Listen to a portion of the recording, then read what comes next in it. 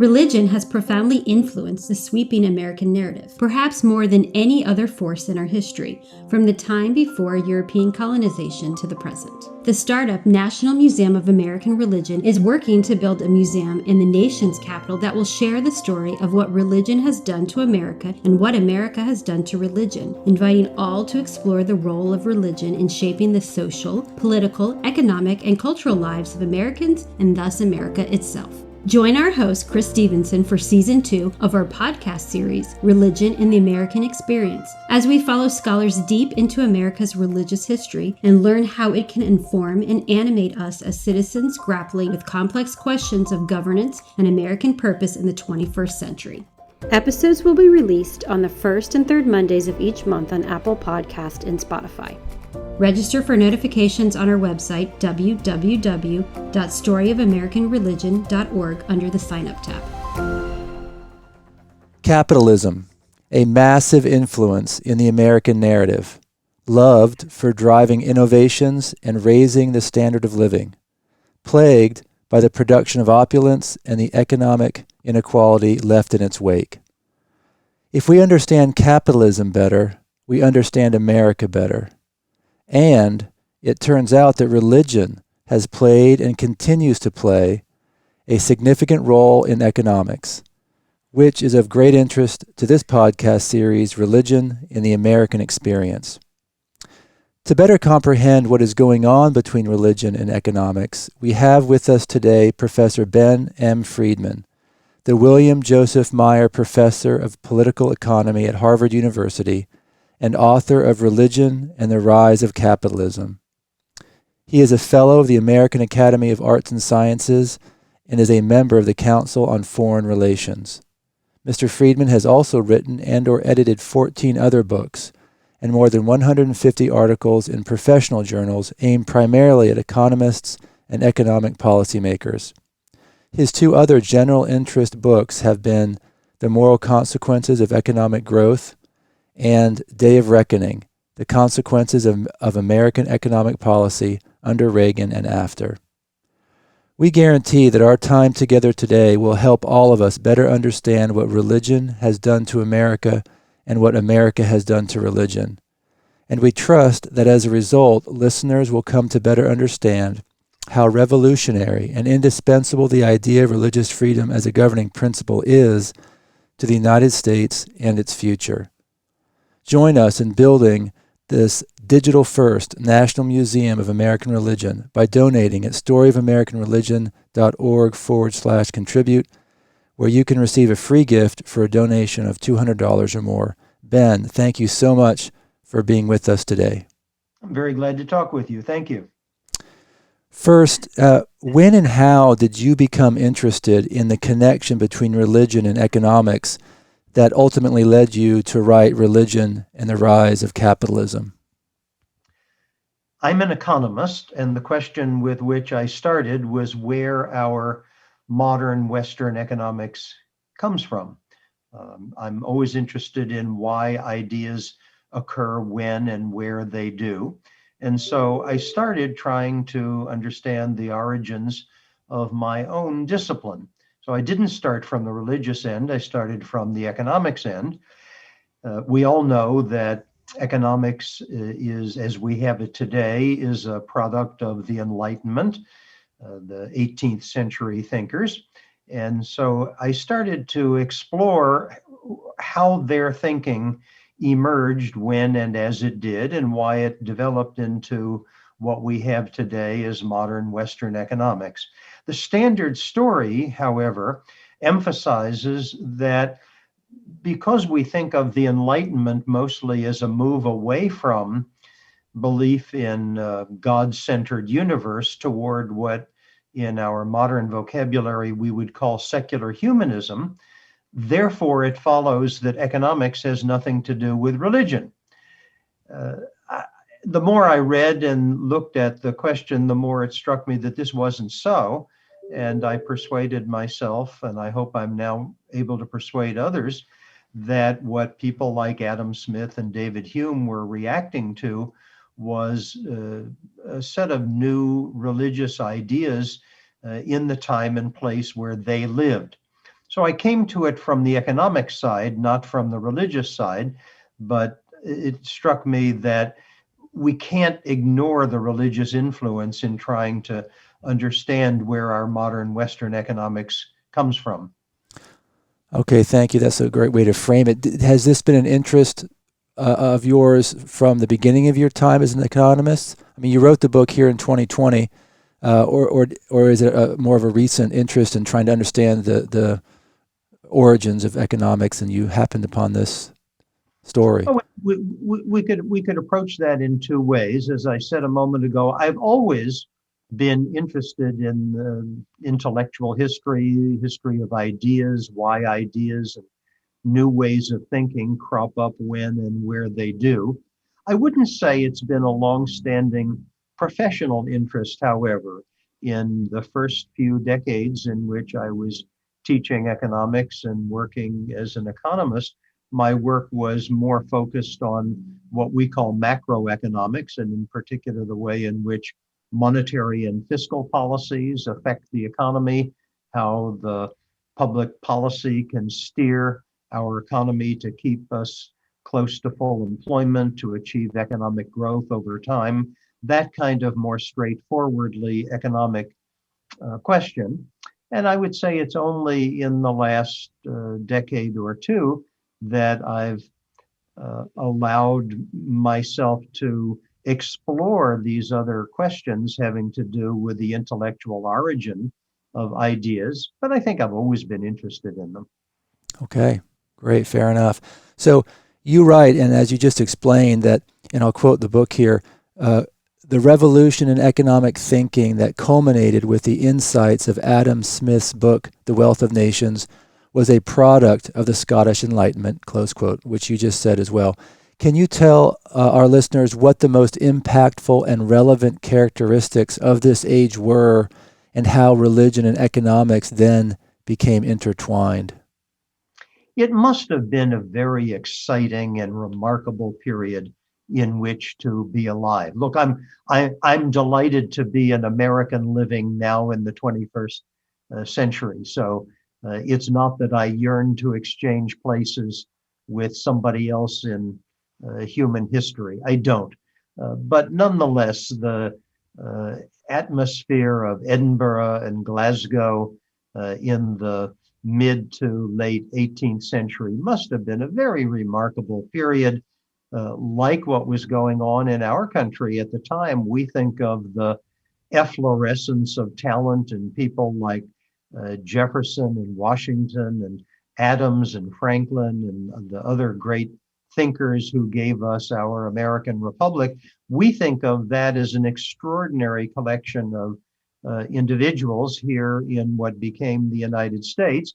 And right about at the same time, there was an extraordinary collection of individuals in Scotland. Incidentally, there was in France as well. There was in Germany. There were many enlightenments. It turns out that our economics came out of the Scottish Enlightenment, but it wasn't the only part of the Enlightenment. So it must have been an extraordinary time. Now, these people were exploring new ideas of all sorts. The one that I emphasize in my book is the influence from Isaac Newton, almost a century before. Isaac Newton, especially in his great work, the Principia Mathematica, which was published in the 1680s, had pioneered the way for a new way of thinking about the physical universe.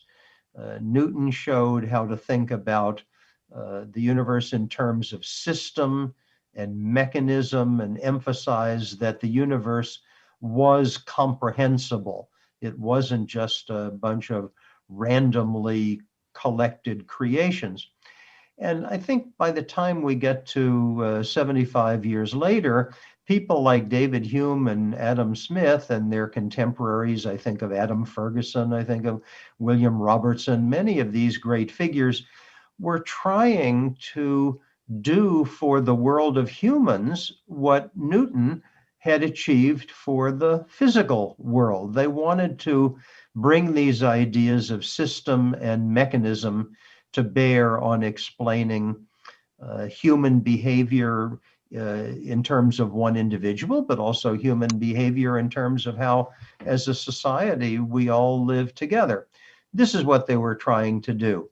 But it also turned out to be a period of great religious ferment. In particular, this was when Scotland, following England and preceding the United States, was moving away from the Calvinist beliefs that had dominated thinking for quite some time. And so, what I think gave us the economics that we have is in large part this effort to apply Newtonian thinking to the world of humans, but then at the same time influenced by the new religious thinking of the day. Okay. And we're going to get to what that thinking was. But before we get to that question, can you share with us the different ways that religious and political leaders viewed self-interest, poverty, luxury, and even living standards? So from pre-Renaissance time up to the Enlightenment. I think that's a very important marker to understand from what you write in your book. Well, this is a long story going way back. If you look at, for example, the Hebrew Bible, there's a lot about restraining one's self-interest. There are all sorts of things about not stealing and not killing other people and not coveting other people's property and the like. So people have always understood the dangers of self-interest. If we come forward to the medieval Roman Catholic Church, there's great, great concern, great fears about unbridled self-interest, and this applied especially in the economic realm. But long before the medieval period, Augustine had taught that the lust for money was at a par with the lust for sexual activity and the lust for power. These were all great threats. Now, as we came into the Renaissance, as our ancestors came into the Renaissance, ideas started to change, but in a very limited way, because what the Renaissance was all about in this context was pursuing the glory and power of princes, as they thought of them. And of course, it took money to be able to be a glorious prince. So by the time we get to the Renaissance, there's clearly value placed on having money, but there's no value placed on the pursuit of money. So again, there's this aristocratic idea that having money and being able to spend money lavishly creates glory. Princes conquer others. Nearby city-states, princes put up palaces, princes stage lavish displays and all that. As we move past the Renaissance, we increasingly get into a commercial society, and this presented a twofold challenge. At the one level, people understood that it was self-interest, economic self-interest, that was driving this commercial society. At the same time, people also understood that self-interest getting out of hand was dangerous in whole new ways, because the commercial society enabled new ways of exploiting other human beings that hadn't been there before.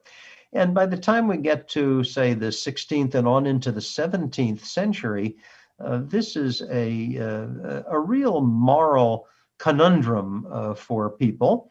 In English, the vocabulary that evolved was to think of acting on your own self-interest as a vice, and to call such behavior vicious behavior. But at the same time, there was this undercurrent in which people somehow understood that it was self-interest that, again, drove commercial society and somehow made people better off. Now we get into the 18th century, and there's a classic essay by David Hume that I explore in my book, in which Hume asks, what does luxury mean? Is luxury something to be condemned? Because in the century or two before Hume, luxury was coming to mean not the glory of princes, which was good, but individuals wallowing in excess, which is bad. And the idea was that luxury or living in luxury made people effeminate, sapped their strength, took away their ability or willingness to fight for their country, took away their interest in the public welfare, all of this sort of thing. And Hume took that on very frontally in an essay from the 1740s. 1740s is an interesting period. By this time, Adam Smith is about 20 years old. He was 10 years, 12 years younger than Hume, very much a protege of David Hume. And Hume, in his essay, tried to establish, well, how can we say what level of consumption behavior is luxury and therefore we ought to disapprove, and what level of consumption behavior isn't luxury? And to put it in today's terms, let's imagine that I drive a Chevrolet and Chris, you drive a BMW. Does that mean that you're participating in luxury and I'm not? Can we draw the dividing line between my Chevy and your BMW? Or maybe your BMW is okay and it's the guy down the street from you who's got a Maserati. So we draw the line between your BMW and his Maserati. I mean, put back in the 18th century context, this is exactly the question Hume was asking.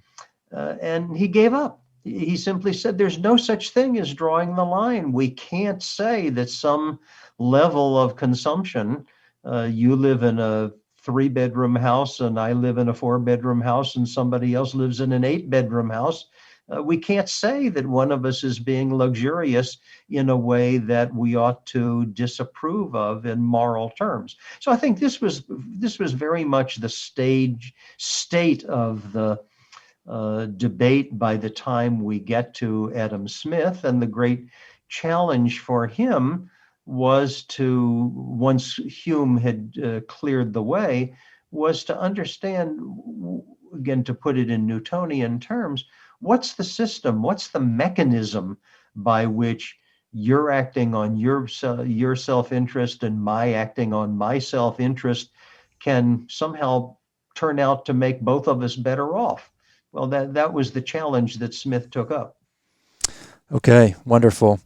And so you write about Adam Smith that his thinking about economics was, quote, secularizing the essential substance of his clerical friends' theological principles, close quote. Can you explain, Ben, the Calvinist doctrines and those of the moderates who fought against them that would have impacted Smith as he began to think about his economic theories?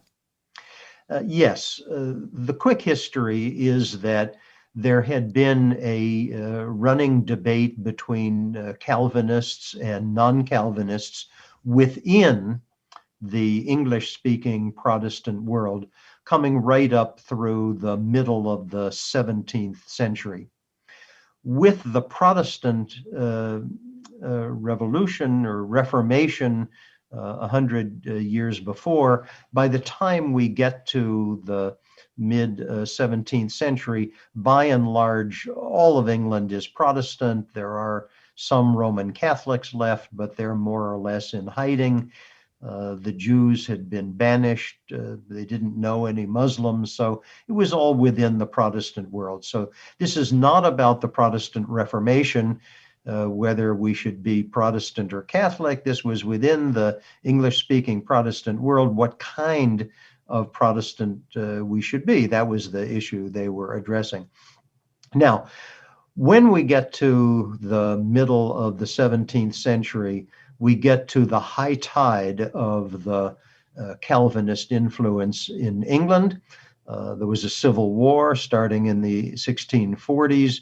By the time we get to 1650, the Calvinist forces had completely taken over. They abolished the monarchy. They executed the king. They established a Puritan commonwealth. under Oliver Cromwell, who was, for all practical purposes, a military dictator. They didn't call him that, but that's what he was. And so the 1640s up through the 1650s was the period of absolute Puritan Calvinist dominance in England and Scotland. Now, from that point on, people, once the Puritan Commonwealth had been overthrown after Cromwell's death, then the religious thinking started to move back away from Calvinist principles. And as I try to lay out in the book, this movement away from Calvinist thinking was at its height in England in the latter half of the 17th century. It was at its height in Scotland in the early to mid part of the 18th century. And that's important because that's just the period at which Smith and Hume and Robertson and these other great figures were coming into young adulthood and therefore forming their view of the world. And then interestingly, this debate moved on, and in the latter half of the 18th century and on into the 19th century, the debate was at its height in the new United States and then the early Republic and played out here. Now, what were the main features of this debate that were influential for purposes of Smith's thinking? I think there were three. First, Calvin had taught that because of the fall of Adam and Eve, humans were born, to use his phrase, utterly depraved and unable to distinguish good and evil, unable to do any good in the world. And by contrast, people moved away from that to thinking that all individuals were born with an inherent goodness. They had, to use John Locke's famous metaphor, they were born with the candle of the Lord, in other words, reason, if only they would use it. Second, in terms of people's afterlife, Calvin had famously preached predestination, namely the choice of whether any individual was going to be saved in the afterlife or condemned to an eternity of punishment. That's a choice that was made not only before the person was born, but before the world had even been created. And therefore, it followed that nothing that a person could do in his or her lifetime, no choice that the person could make, no decision, no action the person could take, would have any bearing on whether he or she was saved. And by contrast, the post-Calvinists believed that everybody is born potentially able to be saved, and that our choices and our actions are effective for this purpose. To put it in the words of John Tillotson, who was the first Archbishop of Canterbury appointed after England's glorious revolution in 1688, people have the opportunity to cooperate with God in achieving their salvation. And then finally, Calvin famously taught that the sole purpose you and I and all human beings are here to begin with is to glorify God. And by contrast, the post-Calvinists thought that one of the reasons we're here, and maybe the main reason that we're here, is that the divine intent is that humans be happy. Now, what did all this add up to? It added up to a whole new view of the human character and a whole new view of the possibilities for human choice, human action, human agency. And my central argument in the book is that this more benign, more optimistic view of the human character and the more expansive view of the possibilities for human agency are what enabled Smith and his contemporaries to reach the ideas that gave us modern Western economics. Compelling, Ben. Fantastic. Well said. That allows us now to move to 18th century America, where we see as you state, natural theology, the natural theology movement, with an emphasis on religion as a matter of morality as opposed to doctrine, close quote. So what was the effect, Ben, of this on the economic thinking that began in this new country? When we say the new country, I think we have to begin with the fact that our country was started by people with quite disparate economic, not just economic, religious views in the different colonies. In the New England colonies, the people who came here were Puritans, and they came here in order to be able to have a Puritan commonwealth of the form that they didn't realize at the time would eventuate in England. And then after it disappeared in England, they wanted to have it here. So the people in the New England colonies were arch Puritans. If you go down the coast, by the time you get to Pennsylvania, these are primarily Quakers. When you get to Maryland, they're Roman Catholics. When you get to below the Mason-Dixon line, they're primarily Episcopalians. So start with the fact that there's a lot of religious heterogeneity in the United States. Now, especially in the New England colonies, which played a disproportionate role in those days. It's hard for us today in the modern United States that spans a continent to realize what a role the New England colonies played, both intellectually and also in the revolution, but they did. The revolution started here. This debate that I've already described between Calvinist thinking and post-Calvinist thinking played itself out here in the same way that it did in Scotland in Smith and Hume's time, and in England a half a century or so before that. So you had people like the arch Calvinist Cotton Mather and his father Increase Mather, and the whole generations of Puritan clergymen like them giving way to new thinkers, people like Jonathan Mayhew, Ebenezer Gay, people whose names I'm guessing are not very familiar to many of our listeners today, but people who, it wasn't just that they were moving away from Calvinist notions like predestination. They wanted to place a different emphasis on religion.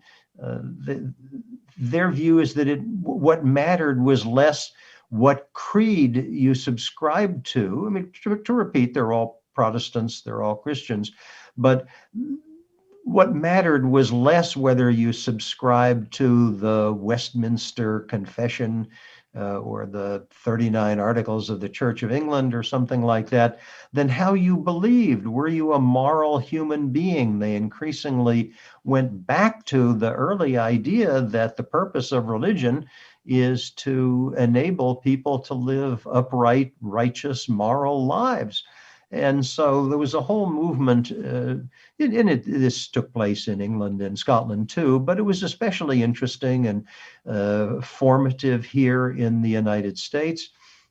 And this went along with this natural theology view that one of the ways, if not the primary way, in which we learn about the divine is by observing, by studying the world that the divine has created. So the idea is to look around us, instead of looking into a book, look around us at the world. And this was part of what they were after as well. Okay, thank you. So premillennial and postmillennial religious thought figures in the book quite a bit as far as that religious thought, those religious thoughts and their influence on economics in this new America. Can you tell us about those two religious thoughts or themes? Yes, first of all, this is a piece of vocabulary that it's somewhat confusing, but important to get straight. What we're talking about is the millennium, means 1,000 years of bliss, freedom from evil, foretold in the book of Revelation. Now, Christians had stewed for years and years and years, really ever since the beginning of Christianity, over whether these predictions in the final book of the New Testament were to be treated as actual predictions of real world events, or whether they were a metaphorical description of mankind's spiritual journey. It's pretty clear that the author of the book of Revelation, John of Patmos, as he identifies himself, thought, and the very early Christians thought, that this was a view of what was going to happen to real human beings in the real world. And then starting with Augustine in the late fourth and early fifth century, Christian thinking went the other way. Augustine preached, no, this wasn't about the real world. This was a metaphorical account of our spiritual journey.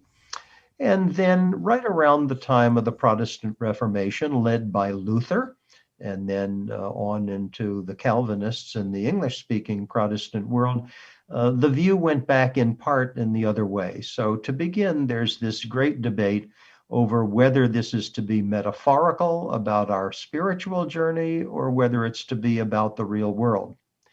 The second question is that if it's about the real world, how do we get the timing straight?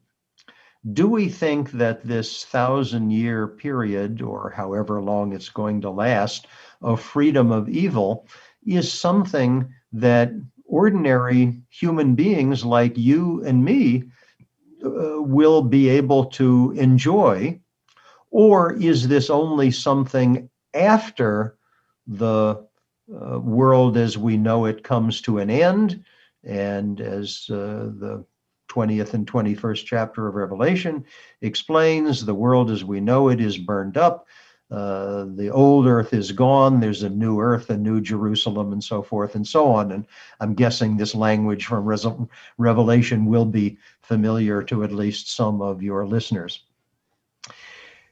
The group that thought that humans like you and me would enjoy living in this better time came to be called post-millennialists. Post meaning that the world as we know it will not end until after the millennium has occurred. And by contrast, people who thought the world would end before the millennium occurred were called pre-millennialists.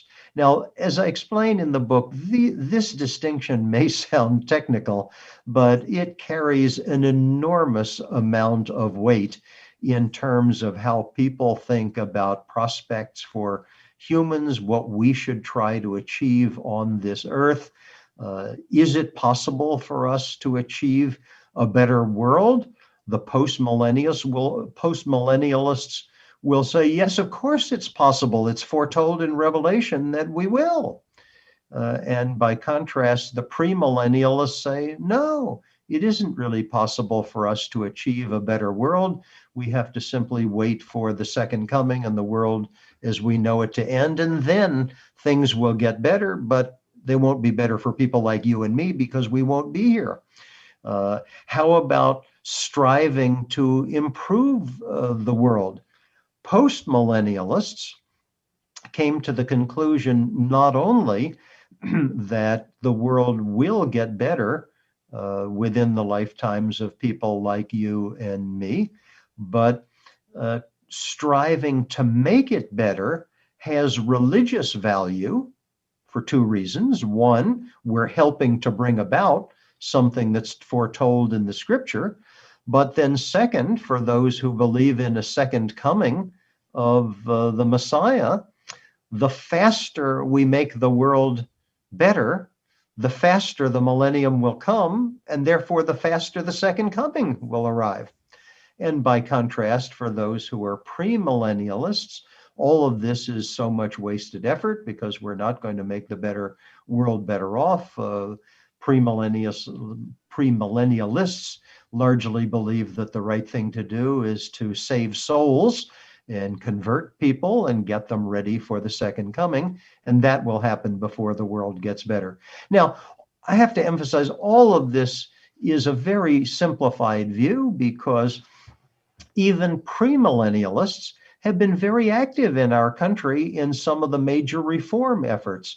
There are lots of reform efforts that premillennialists have not participated in, exactly on the grounds that I've stated, but some they have. So, for example, premillennialists were very active in the campaign to abolish slavery in the 19th century. In the 19th century and on into the 20th, premillennialists were very active in the temperance campaign against drunkenness. It was largely premillennialists who gave us prohibition in the 1920s. And so there are tensions here, as there always are in these religious thinkings. But by and large, the key distinction for purposes of economics is whether to think that the world is going to get better within the lifetime of human beings, such as we know them. And if so, then that opens the way for thinking about all sorts of aspects of economic growth and improvement. And by contrast, if one is a premillennialist, then thinking about economic growth and improvement is somewhat beside the point. Very, very helpful. Super helpful. Thank you. You quote, Ben, an early 19th century American professor of moral philosophy at Columbia University in New York, who said, quote, "I cannot but reverence the claims of free commerce as something holy," close quote. Also, you paraphrase a contemporary of his who was editor of the influential North American Review, writing that he thought free commerce, quote, "upset the natural state of affairs that God had intended for the world," close quote. What is going on here, Ben, and what is its significance in the tale you tell in the book? Well, first of all, to set the economic stage for answering your question, we have to remember that, putting aside slavery, which of course led to the Civil War, the dominant economic policy question of the first half of the 19th century was free trade versus protectionism, in exactly the sense that we use those terms today. Should we put tariffs on goods being brought into the United States so that workers who make some good or other and the firms that make those goods don't have to compete, or at least don't have to compete as hard against foreigners? And just to take an example, when I was a child, the United States was probably the leading country in the world for making color television tubes. We don't make televisions anymore in the United States. If you go to your favorite big box store and want to buy a television, or if you go onto Amazon to buy one, what you will discover is that we import all of our televisions today. Now, the free trade versus protectionism argument would have been about, I mean, they didn't, of course, know what televisions were in the first half of the 19th century, but they would have said, yes, that's exactly it. It's some people would have said it's unfair that these companies like Zenith and Motorola and RCA got driven out of business by companies relying on cheaper labor abroad. And the free traders would have said, no, that's exactly the point. By allowing those goods into the United States, we're allowing millions of people to buy television sets at a cheap price. Well, that's what the debate was about. And to repeat, that was, apart from slavery, the number one economic policy debate of the early 19th century. Now, one of the aspects, the reason I put so much about that into the book, Chris, is that one of the aspects of the way in which economics developed in our country compared to the Smith-Hume period in Scotland, one of the ways that I found most fascinating is that in the early United States, and on in all really throughout the 19th century, the people whom we think of as the leading economists of the day were all either clergymen, or if they weren't clergymen, they were very religiously committed individuals who were self-consciously trying to bring their religious commitments to bear on their professional work. And this is a great contrast. I mean, Hume was an outspoken, at best, agnostic, more likely an atheist, I think. Smith was probably a deist of the kind that we identify with Americans of his era, like Benjamin Franklin and Thomas Jefferson. So for the Scots who were doing this, it was absolutely not the case that they were religiously committed individuals trying to bring religion to bear on their economics. They just thought the way they did because the religious thinking was part of what I call their worldview. It's a phrase from Einstein. But here in the United States, it was different. The Columbia professor whom you mentioned was John McVicker.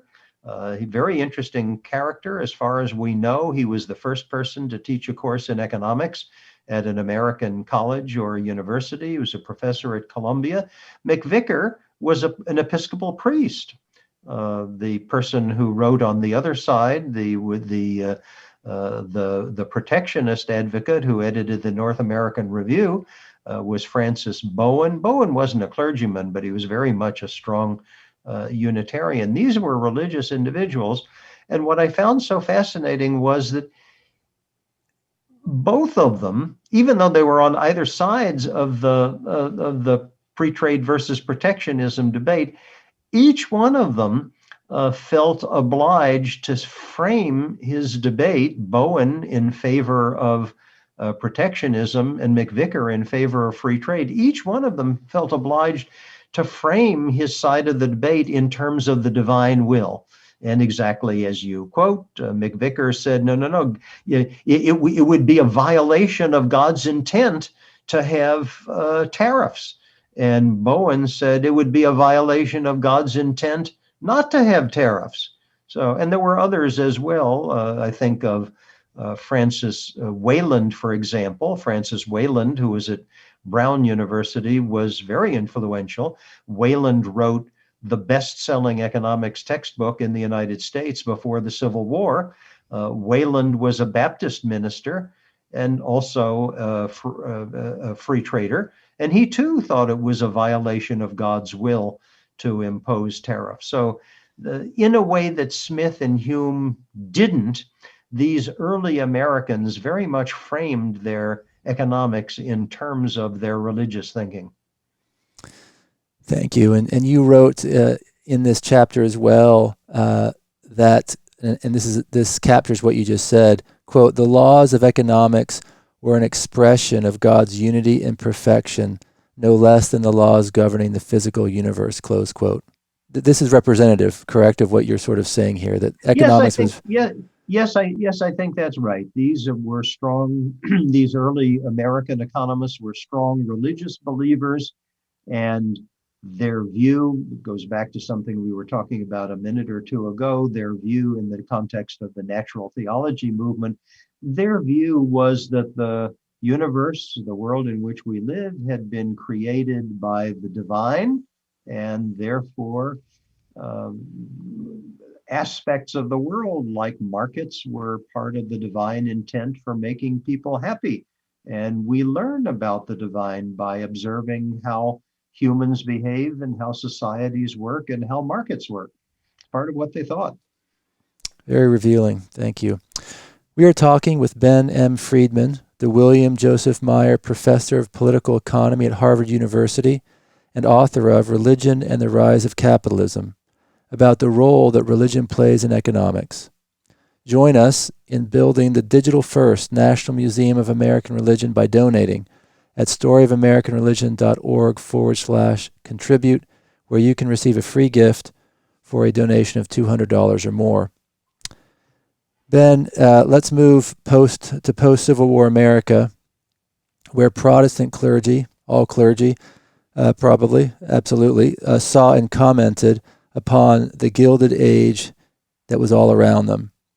For example, the famous preacher Henry Ward Beecher, brother of Uncle Tom's Cabin's author Harriet Beecher Stowe, declared that, quote, "No community can be civilized except through riches. You cannot civilize poverty. And no man in this land suffers from poverty unless it be more than his fault, unless it be his sin," close quote. Could you tell us more about what these comments represent? Yes, I think the people of the day, clergy as well as others, understood that America was moving into an industrial age that was going to bring uh, improved living standards in a way that the world had not seen before. And they turned out to be right.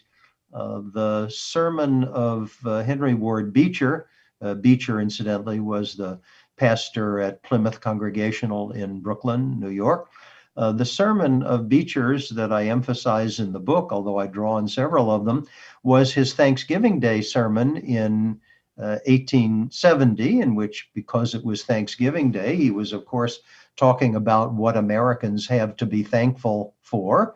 But he was also looking ahead, and reading that sermon today and knowing how the Industrial Revolution and America's great age of industrialization played out shows how insightful Beecher was. He really got it right. He talked about America moving on into a golden age, I think is the way he put it, of fabulous wealth never before seen, in which people in all stations of life would move to higher living standards. And as an economist, I have to look back and say that was prescient. He really understood it.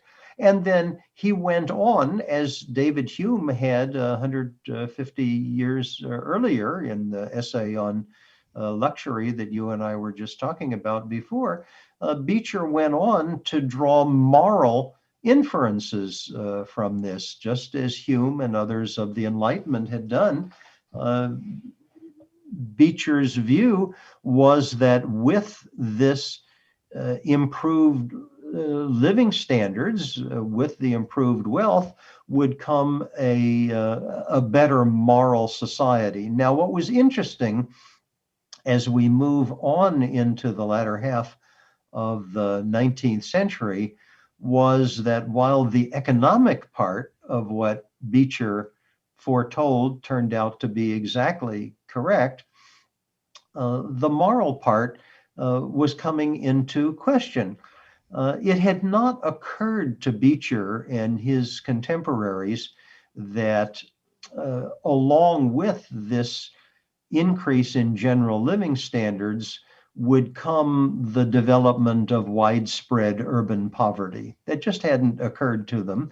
I don't make a big deal of it in this book. I did in one of my previous books, but one of the more interesting book titles of that period was the title chosen by the American economist Henry George. His title was Progress and Poverty. Now, you and I wouldn't think much about that title if we saw it in a bookstore today, but in the 1870s, again, the Beecher Thanksgiving sermon that I was mentioning a minute ago was from 1870. The Henry George book is from, I think, 1879. For people in the 1870s, the notion of progress and poverty together was startling.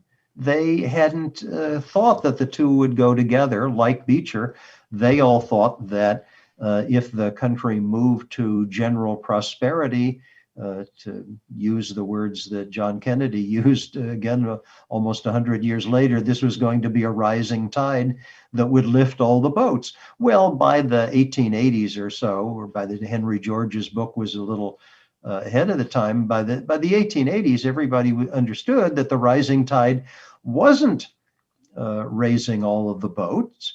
And so for people who then were concerned about all of this poverty in the midst of all of the prosperity, this created a moral conundrum. And in effect, people concluded that, or some people at least concluded that while Beecher had gotten it right on the economics, he had gotten it wrong on the moral tenor of the society. And that's what gave rise to a competing view within the American Protestant establishment that was called then, and we refer to today, as the social gospel.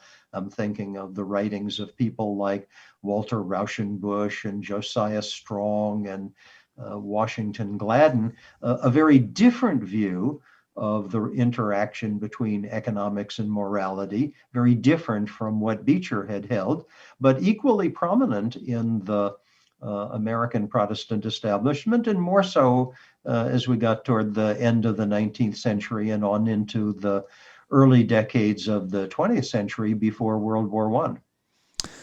That's a great segue, Ben, to my next question. I wanted to ask you about those two competing visions for the nation's economy, as you write it, and how public policy should guide us, and that is the gospel of wealth and the social gospel. Now, I guess you talked about the gospel of wealth when we were talking about Beecher, correct?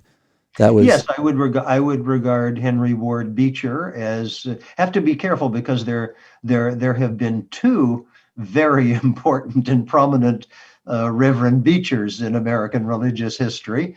The father was Lyman Beecher, who was a very key figure in the development of American Protestantism before the Civil War, but the son, who, as you rightly point out, was the brother of Harriet Beecher Stowe. The son, Henry Ward Beecher, was the one in Brooklyn, and he was, I take to be one of the foremost spokesmen for what came to be known as the gospel of wealth. The phrase is not a phrase that I know that of Henry Beecher's ever using. The phrase is taken from an essay by a non-clergyman, Andrew Carnegie, that was widely published and read at the time. Okay, so we have the gospel of wealth and the social gospel coming into the 20th century. In the early 20th century, you explain, quote, economics was a sufficiently mature discipline at this point that its susceptibility to influence from the broader culture of the society at large no longer extended to basic theoretical concepts in the way that it had earlier. Rather, the influence of society was more a matter of application and method, close quote. Can you explain the significance of that observation and how it played out? Yes, first, the observation, and you're quoting it exactly correctly. This is something that I've taken from historians of science and intellectual historians more generally. I think, for example, of Thomas Kuhn, a very famous historian of science. The idea is that intellectual disciplines are at their infancy extremely open to influence from outside the discipline, from what Kuhn thinks of as other lines of thinking, from ordinary common sense, from events. And then as the discipline matures, increasingly the foundational ways of thinking within the discipline become set, and the opportunities for influence from outside, either from other lines of thought or from the practical issues of the day, become, as you put it, a matter of application and methodology. Now, why do I emphasize this in my book? The reason is that I'm charting here pretty much the entire history of modern Western economics.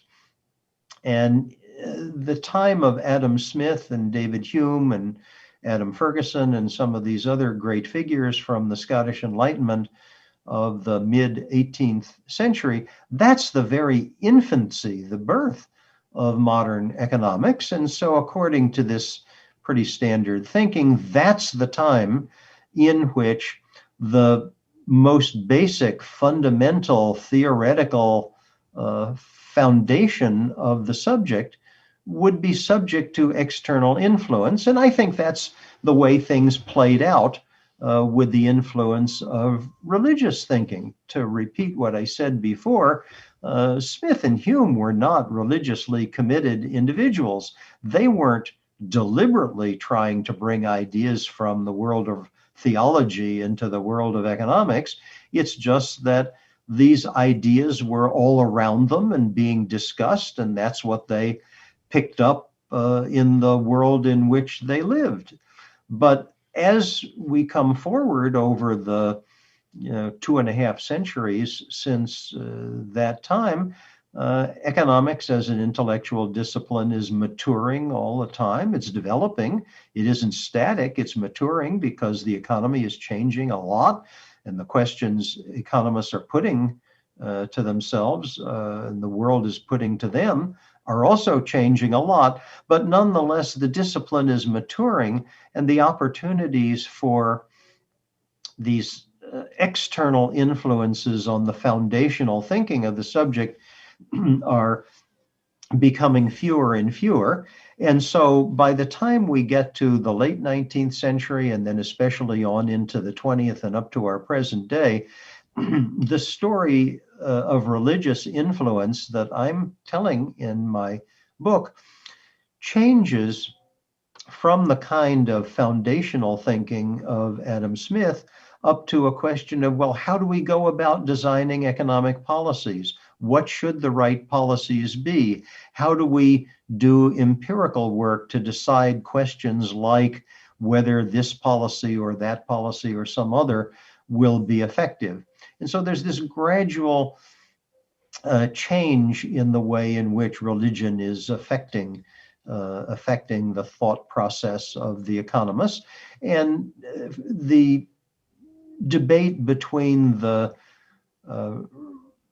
gospel of wealth crowd that we were just talking about and the social gospel crowd that we've now started to talk about in the late 19th and early 20th century is very important for this purpose, because many of the economists of that day, I think, for example, of Richard Ely, who wrote the bestseller, referred before to Francis Whalen's book, which was the best-selling economic textbook in the country before the Civil War.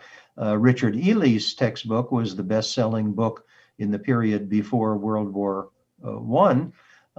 Ely was very influenced by the social gospel period of the day. The great problem that they saw was not how to get production higher. The Industrial Revolution had already done that for them. Again, Beecher was right. The country had gone in terms of average standard of living to unprecedented heights, but there were all these people who were being left behind. There was Henry George's Progress and Poverty. And so increasingly people like Ely, inspired by the social gospel movement, started to address questions of distribution and how we get from the overall prosperity to a prosperity in which everybody can participate. And then moving forward just a little bit further in the story, this came to a head, I think, in the New Deal of the 1930s, because Franklin Roosevelt, who was certainly not an economist, Roosevelt was very much under the influence of one of the social gospel thinkers of his time, namely Reverend Endicott Peabody, who had been the headmaster at Groton School when Roosevelt was a student there. And it wasn't just that Roosevelt was a student at Groton. Roosevelt and Reverend Peabody remained close all the way into Roosevelt's adulthood. So this new thinking that culminated in the policy world in the New Deal was very much a product of the social gospel. We're going to get to that very subject, the New Deal and the economics of that. But before we get there, I want to ask you one other question. One of the founders in the early 20th century, one of the founders of the American Economic Association, said this, quote, "We may build a new earth out of the difficult material we have to work with and cause justice and kindness to rule in the very place where strife now holds sway. A new Jerusalem may actually rise out of the fierce contentions of the modern market. The wrath of men may praise God and his kingdom may come, not in spite of, but by means of the contests of the economic sphere." Close quote. Ben, how common was this belief and what were its effects? You have talked a little bit about this, and I think it goes to the influence of religious thinking on the applications of economics of the period, but tell us a little bit about what this represents. Well, to begin, I want to make clear that this language being used about a new earth and a new Jerusalem is exactly the language from the 21st chapter of Revelation.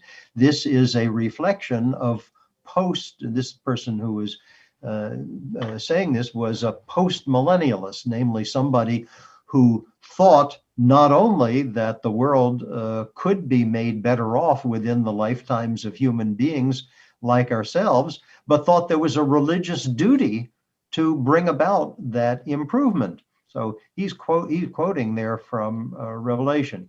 Now, these were the words of an economist, but an economist who was very much inspired by the social gospel thinking. It turned out that the social gospel thinking was important for economics at this period, not just intellectually, but also organizationally. The American Economic Association, which remains today the flagship organization for our discipline in the United States. I'm a member of the American Economic Association. I would guess that the overwhelming majority of people who teach economics at universities, the way I do, or people who work as economists in banks and brokerage houses and industrial firms, most people belong to the organization. The American Economic Association was founded right at the period we were talking about, was founded in 1885. The people who founded it were economists, but they were very close to the social gospel movement. Many of them had intended at one point in their early lives to go into the clergy. Many of them had written books or articles with the word church or religion or something like that in the title before they wrote about economics. And so there was a very great back and forth and mutual influence between the social gospel thinkers and the economists. Richard Ely, whom I mentioned before, was a great figure in the Chautauqua movement that I'm guessing will be familiar to some of your listeners. I mentioned that Ely's textbook was the best-selling American economic textbook before World War I. It grew out of lectures that he gave at Chautauqua in upstate or western New York near Buffalo. So there was a lot of back and forth.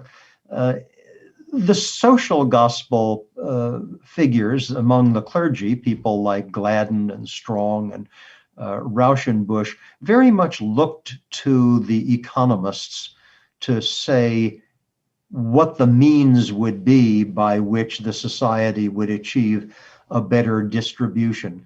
They wanted the Protestant churches to take the lead in pushing the society toward what they saw as a more just distribution of all of this miraculous wealth. But they knew that they, as clergymen, didn't know how to bring this about. They thought that was a task for this still new discipline that they called either political economy or economics. And so they thought it was their job as the clergy to push the government into undertaking programs to make the world a better place, to achieve this more just distribution. But they thought it was up to the economists to design the program. So very much a symbiosis between the two. Okay. So I lied. I have one other question before we get to the Depression. In the early 20th century, before the Depression hit, there were revivalist Protestants, as you write in your book. What role did their religious outlook play in the American economy? Well, the people whom we're thinking of as revivalists were very much premillennials.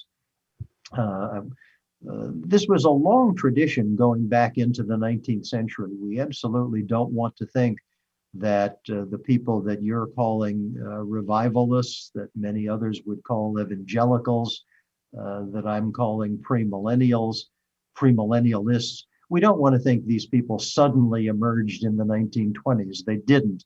There was this long tradition going back to great figures.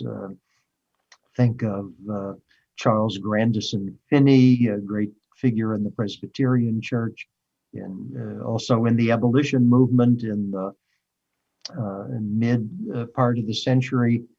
People like Dwight Moody, founder of the Moody Bible Institute that we still have with us today in the latter part of the century. So this had been there for a long time. Now, to repeat, these are by and large pre-millennialists. And so they are mostly not interested in the campaign to make the world a better place and to undertake reform movements before the second coming arrives. Now, as I said before, you have to be very, I don't want to oversimplify, because Finney, for example, was a great figure in the abolition movement. Many other premillennials were too, also mentioned temperance. But by and large, the premillennialist, revivalist, evangelical group at this time would have been opposed to government interference with the economy, as they would have put it, or government steering of the economy, as the social gospel people would instead have put it. And so they were part of the group that was all prepared in advance to resist the New Deal when it came. And so it wasn't as if Roosevelt's programs during the Depression suddenly called into existence a bunch of people with religious views who hadn't been around before. They were there all along, but it was the New Deal that in many ways galvanized their opposition to the government playing a role in the economy. Okay, so now let's go to the economic earthquake of the Depression. You write, Ben, that, quote, religion could hardly remain immune to this onslaught that so upended widely held assumptions and reoriented popular thinking, nor could economics, close quote. Can you tell us this story? Yes, I think the Great Depression was an enormous blow to the thinking of and not just the thinking, to the energy of the mainline Protestant movement in the United States, most of whom were post-millennialists. You and I weren't alive during that period. My parents certainly were. It must have been tough to maintain a kind of secular optimism about the world during the 1930s. Was not only the widespread economic hardship, the world seemed to be falling apart. Here in the United States, I don't think we came very close to either the fascists or the communists taking over the country, but that was certainly happening elsewhere. Russia had been taken over by communists.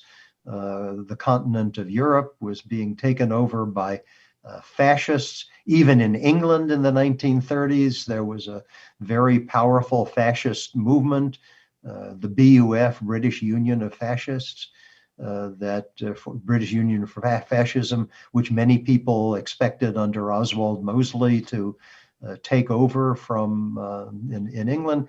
So this was a very troubled period.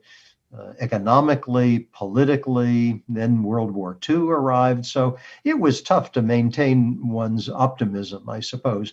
And under the pressure of the times, I think the kind of optimistic worldview that the post-millennialists, largely centered in these mainline Protestant denominations like the Episcopalians, the Presbyterians, by then the Methodists, the Congregationalists, and so forth, that these people embraced, came to seem a lot less compelling. And by contrast, the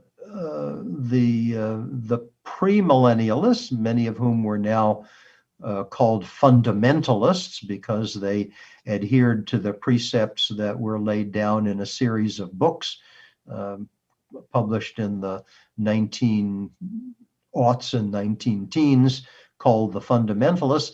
The premillennialists seemed to be gaining the upper hand because their view, at least many of them, was that before the world got better, it was going to get an awful lot worse. The Revelation talks about tribulations and all that. So as they saw all of these disasters happening, their view is, yes, this is the sign that the world is going to come to an end. So I think this was the period when the mainline Protestant churches started to lose out compared to the evangelical, more fundamentalist movement.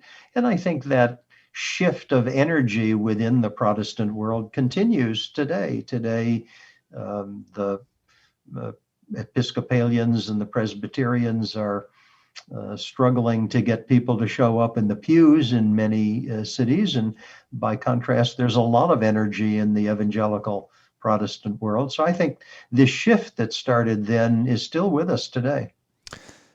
And then we have FDR, who was Episcopalian, and the way he dealt with, or tried to deal with, the Depression, the reactions of leaders throughout the country and the general public laid the foundation for some of the same ideologies that are at war, it seems, today, right? When he instituted certain things, one group of Americans would say, let's champion that, but then the other group of religious Americans would say, well, no, we can't do that for this and that religious reason. So give us a little bit of that story. Well, again, to begin with the economics, the whole notion of the federal government's role in the economy never really came up in a significant way other than things like tariffs and slavery until after the Civil War. And the reason was that until then, we didn't have much of a unified national economy to begin with. But under the force of industrialization right through the mid and late 19th century, the United States did increasingly develop a national economy, and therefore the question of what role the federal government would play in steering it naturally came to the fore. And much of the issue of what you and I were talking about a few minutes ago in the debate between the social gospelists and the gospel of wealth was precisely about the role that the federal government would play. Now, I think a person would have to be living in a closet not to understand that debate is still with us today, and whether the question is the size of government or what government programs we should have, or what the level of taxes should be, or how much regulation we should have. All of these issues are very much with us right today. Now, it was under Roosevelt, in the younger Roosevelt, in the Depression, that the government moved to take on a much greater role in the economy than ever had been before. I mentioned regulation, for example. Things like our securities markets were virtually unregulated before the Depression. It was the Depression that gave us the Securities Exchange Commission and all of the rules. The fact that if you call your broker and want to buy a stock, that broker has a lot of rules that he or she has to has to follow, and that broker has to have a Series 7 exam and all of that sort of thing in order to be allowed to sell you a stock. All of this comes out of the Depression. Banks, I wouldn't say that banks were entirely unregulated before the Depression, but the level of bank regulation that we have in the United States, even the fact of deposit insurance. The United States had no deposit insurance before the Great Depression. And so the fact that you can go into your local bank branch today, and assuming it's an FDIC member bank, which most banks are, you can be confident that up to $250,000, if something goes wrong with the bank, your deposit is insured. That's all a product of the Depression. And in many other areas as well, things like unemployment insurance, things like Social Security, things like federal government responsibility for making sure that the unemployment rate doesn't get too high.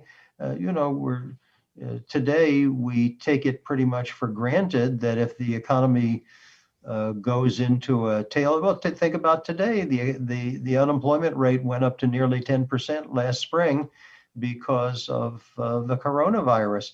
And so the natural question became, well, what is the government going to do about that? And both the Trump administration then and the Biden administration now have programs to try to move the economy forward. Is not a partisan, how much and what kind, of course, is something the parties debate over. But nobody last spring would have stood aside and said, oh, well, the economy is at 10% unemployment. That's nothing, no concern to the federal government. But if you go back before the Depression, it was. So in short, lots and lots of things changed. Now, what you call the revivalist, what I'm preferring to call the evangelical, in some cases fundamentalist community, were very much opposed to this, in part on premillennialist grounds, in part on grounds of traditional Protestant voluntarism. It was a departure when these people like Washington Gladden and Walter Rauschenbusch, the great social gospel figures, wanted to turn to government to rescue people from poverty. Their predecessors would have said, no, it's up to the Protestant churches in a voluntary way to make this happen. We don't need government. But Rauschenbusch and Gladden said, no, that's not right. The economy has changed and the task is just too great. We can't, the churches having soup kitchens and passing out used clothing and all that are just not up to the task. And of course, that became much more evident in the Depression. But there was a religious strand of opposition to the Depression. People like James Fifield, who was the head of the largest congregational church in the United States, and many others. And I described the role of many of them in opposing Roosevelt, and then continuing to oppose economic policies like that after the Depression and World War II were over. Many people from this group were extremely disappointed, incidentally, with Dwight Eisenhower. Eisenhower became president in 1952. The Depression was over. World War II was over. This was the first Republican president that the United States had had in 20 years. And many people from these groups were hoping that Eisenhower was going to roll back many of these essential elements of the New Deal that we've been talking about. And he had no interest. Turned out he had no interest. He was a Republican, of course, but he had no interest whatsoever in doing that. There's a statement by Eisenhower that I quote in the book saying that in his view, any political party that got rid of things like Social Security and deposit insurance and unemployment insurance would just not be heard of. They would just be written into oblivion. So I think with the passage of a generation, times have changed. And I think today, for example, it would absolutely not be a standard view of the evangelical community that we should get rid of Social Security, just to pick one example. That's not what these people think, but they did at that time. Fascinating. Okay, let's move up to communism. You mentioned Eisenhower, his presidency very much involved in the communist threat. So communism was very much, according to what you write, very much part of the American religious economic calculations. And that ended in on Christmas Day in 1991. So can you tell us sort of what those economic calculations were, religious economic calculations were during the Cold War, and then what the adjustments were or tried to be once communism ended? Well, I would prefer not to use the word calculation. That has a ring that it does. You're right. Has a ring that doesn't fit comfortably with the tone of my book. So I want to make that clear. Yes, sorry. To your but clear to your. See, I see the role of the communist threat at mid 20th century as being quite important in the following sense. The mid 20th century was a period in which religious conservatism and economic conservatism came together in the United States in a way that they had not been before. Now, I think the reason this happened is that both groups came to understand that they were resisting a common enemy, and moreover, a common enemy that, in the view of the day, presented an existential threat. Again, I'm old enough that I remember going through drills when I was in elementary school and even into junior high school, in which we would go through drills of hiding ourselves underneath our desks in case the Soviet Union set off an atomic bomb or a hydrogen bomb in the vicinity. Well, from the perspective of all these years later, the notion is almost laughable. If an atomic bomb goes off anywhere near you, hiding yourself under your wooden desk isn't going to matter for anything. But this was the thought period of the time. The notion that there would be a World War III fought by nuclear weapons with the communists on one side and us on the other side, that was perceived as a real threat. Now, what did this mean for the two communities we're talking about? The conservative economic community realized, I think correctly, that communism was, and to the extent that it's still around, is the antithesis of Western free market economics.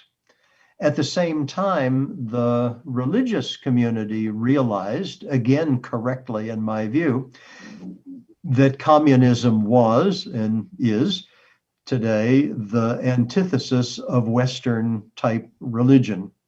And so each of these two groups came to understand that it was fighting, resisting an enemy that presented an existential threat, not just to the United States politically, but to them and what they stood for.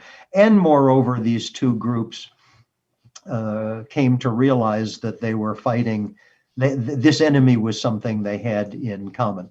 So that, and I trace out through the 1950s and 60s, 70s, the process by which, and some of the thinking according to which, these two groups facing this common enemy came together. Now, you implicitly pose a very interesting question, which is, why did that alliance, to call it that, why did this alliance not come apart after 1989 or 1991. 89 is when the Berlin Wall came down. 1991 is when the Soviet Union collapsed. I see the role of the anti-communism as a kind of catalyst that's comparable to the role of the religious thinking back in the day of Smith and Hume. We don't sit around today debating, most of us anyway, at least in the world I live in, most of us don't sit around debating predestination and depravity and other Calvinist precepts the way people did in Scotland in the 18th century and in England in the 17th. But yet the thing that line of thought brought about, namely modern economics, is still very much here. So in effect, the religious thinking of that time played the role of a catalyst. A catalyst in chemistry is something that triggers a reaction, but then once the reaction is over, the product of the reaction is still there, but the catalyst itself is gone. Well, I see this effect of communism, the communist threat at the middle of the 20th century, as being the same kind of catalyst. Because of the catalyst of the communist threat, economic conservatism and religious conservatism came together. And then, just as what happens to a catalyst in a chemical reaction, the catalyst went away after 1991, but the product of the reaction is still here. And I think we still have this blending of conservative economics and conservative religion. And as I relate in the book, you can see it very much in the policy preferences that people express in our debate over economic policies in the United States right down to the present day. Okay, thank you for that. That brings us up. Well, there's more we could talk about, but we're out of time. But I do want to give you a last opportunity to share some thoughts. So as we conclude, Ben, do you want to share any lessons or takeaways from the book, either in terms of important historical transformations you are charting, which perhaps you haven't discussed yet, or simply in terms of helping us better understand our present moment in the American narrative, which seems to be an important moment? Well, Chris, I'll try both of those. First, what I would like people to take away from the book is that it simply isn't true that because modern Western economics grew out of the Enlightenment of the 18th century, that economic thinking therefore has nothing to do with religion. I think that's false. That's the primary argument of the book. I claim that religious thinking had an influence right at the very ground level of the creation of modern economics. And moreover, these from the ground up influences of religious thinking on economic thinking then played an important role right down through the 19th and the 20th century, right to the present day, even as the economy changed. And of course, the questions economists were asking changed along with it. These religious resonances were still there and still important. So I think at an intellectual level, at an intellectual historical level, that's the key takeaway. But second, and I'm glad you asked, I think this is not just a matter of intellectual history. I think it's a matter that bears on modern day America.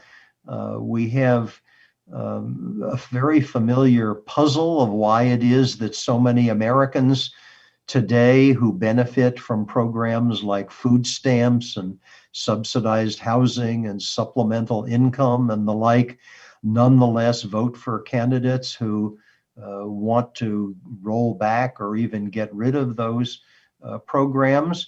I'm not in any way the first person who's thought about that puzzle. Lots of political scientists have tried to give us an answer, but their answer doesn't leave any role for religious thinking.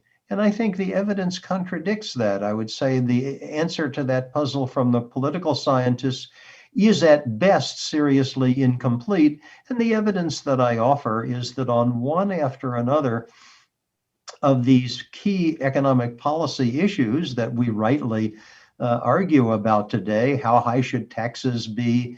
What kind of taxes should we have? What programs should government have? How much responsibility should government take for making sure people have jobs? How much, to what extent should we regulate business? All of that sort of thing.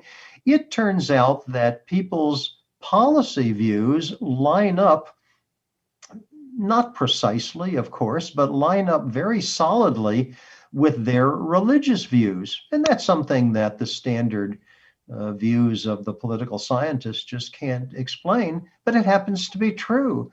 And I think if we take that relationship between the religious thinking and the economic thinking on board, we can do a better job of playing whatever role we want to play in these religious debates. Look, this is a democracy. No American is going to look at some other American and say, your religious views are wrong. We don't do that. And if somebody's policy views grow out of his or her religious views, well, we have to accept that and understand that that's where the views come from and proceed from there. And I think we do ourselves a disservice by being ignorant. And I think we do ourselves a worse disservice if we're willfully ignorant of that aspect of our national debate. So I think it's important today, too. Well, Ben, that's a great summary. Very brilliant analysis in your book. Very helpful, I think, to us all. We have been talking with Ben M. Friedman, the William Joseph Maier Professor of Political Economy at Harvard University and author of Religion and the Rise of Capitalism, about the role that religion plays in economics. Our time together today has helped all of us better understand what religion has done to America and what America has done to religion, including seeing how revolutionary and indispensable the idea of religious freedom as a governing principle is to the United States and its future. Join us in building the digital-first National Museum of American Religion by donating at storyofamericanreligion.org/contribute, where you can receive a free gift for a donation of $200 or more. Ben, absolutely wonderful. Thank you so much for being with us and doing the really hard work of writing a book that helps us all understand America better. It's been very enlightening, and I hope you've enjoyed the time with us as well. Thank you, Chris. It's been a delight to talk with you. I appreciate it. The podcast series, Religion in the American Experience, is a project of the National Museum of American Religion. Episodes will be released on the first and third Mondays of each month on Apple Podcast and Spotify. Register for notifications on our website, www.storyofamericanreligion.org, under the Sign Up tab.